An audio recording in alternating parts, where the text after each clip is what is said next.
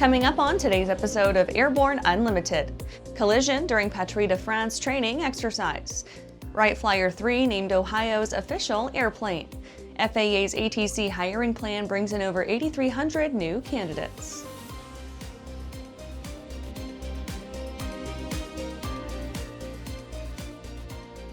Welcome to Airborne Unlimited. I'm your host, Holland Lee.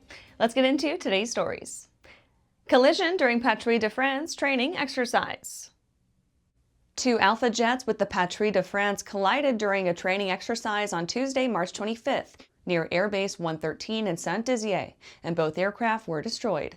Video posted on social media showed the 6 aircraft completing what looked like a loop maneuver when 2 of the jets trailing the formation hit each other. Sébastien Lecornu announced the accident on X and said, quote, "An accident involving 2 Alpha jets of the Patrouille de France during rehearsals has just occurred in the east of France. Emergency services are being mobilized," end quote.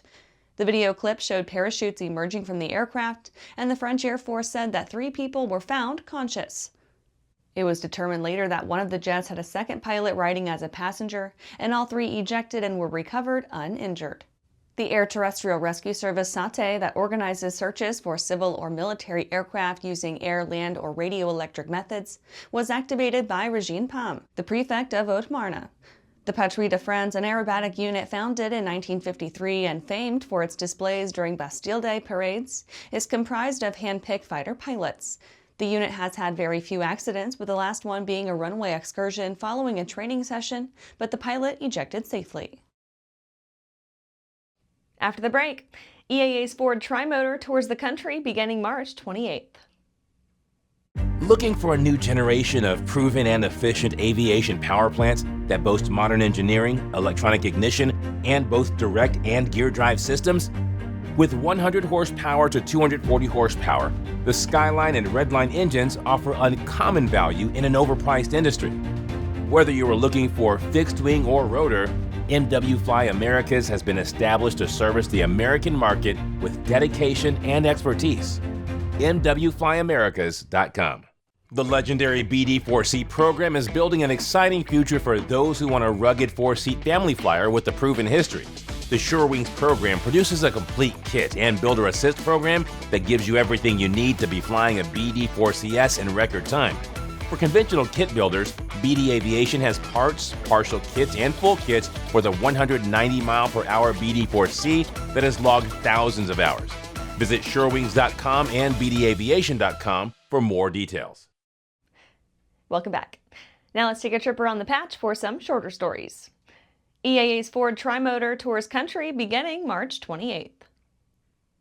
If you've ever wondered what luxury air travel was like in the 30s, you can find out this summer when the EAA's Ford Tri-Motor visits airports in the central part of the country this season, beginning March 28th through 30th at Whitman Regional Airport in Oshkosh, Wisconsin, home of the EAA. The Tri-Motor is currently scheduled to visit 11 other cities in 9 states before winding back up at Whitman Regional for the AirVenture 2025, July 21st through 27th. More cities may be added. Gentex Corp names new fixed-wing helmet Pursuit.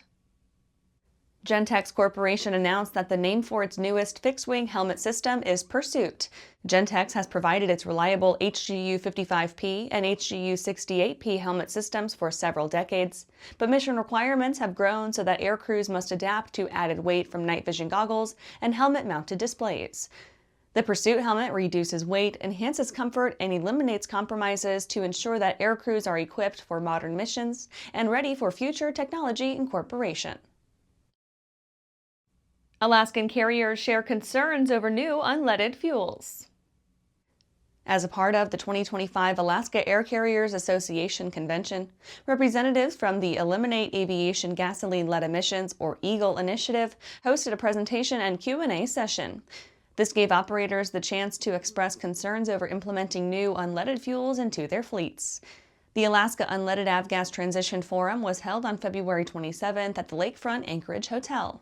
It featured 2 invite-only portions, a presentation from EAGLE leadership, and a formal Q&A session. Malaysia Airlines purchases up to 60 Boeing 737 MAX. Malaysia's flagship carrier has placed a firm order for 18 Boeing 737-8 and 12 Boeing 737-10 airliners in an effort to establish a more fuel-efficient fleet. The form also includes the option to double the order for a total of 60 jets. The order was booked back in January but remained unidentified by Boeing until now. Deliveries are slated to begin in 2029. That's it for today's trip around the patch. Let's get back to the rest of the news. Wright Flyer 3 named Ohio's official airplane. Ohio has officially designated the 1905 Wright Flyer 3 as the state's official airplane, further reinforcing Dayton's role in aviation history. The bill was passed on March 19th in the Ohio House of Representatives, with strong support from local reps Tom Young, Phil Plummer, and Bernie Willis. Representative Young said, quote, "There's no prouder moment than today. We will place the Wright Flyer 3 permanently on display. This is a profound moment for who we are and how we will be remembered in aviation history. The Wright brothers changed the world," end quote. The Wright Flyer 3 was the first fully controllable practical airplane. It was the brothers' third creation and took flight for the first time on October 5, 1905. Wilbur flew it at Half Moon Prairie for 39 minutes and 24 seconds, covering 24 miles, longer than all of the Wright's previous flights combined. The aircraft shared several design and performance characteristics with the older two planes, though it had a new airframe, upgraded engine, and significantly larger control surfaces due to previous stability issues. Only one Wright Flyer 3 was built, and it remains the only airplane to be designated a National Historic Landmark. After sitting in storage for years, it was restored between 1947 and 1950 under Orville Wright's supervision. Today, it's on display at the Wright Brothers Aviation Center in Dayton. After the break, FAA's ATC hiring plan brings over 8,300 new candidates.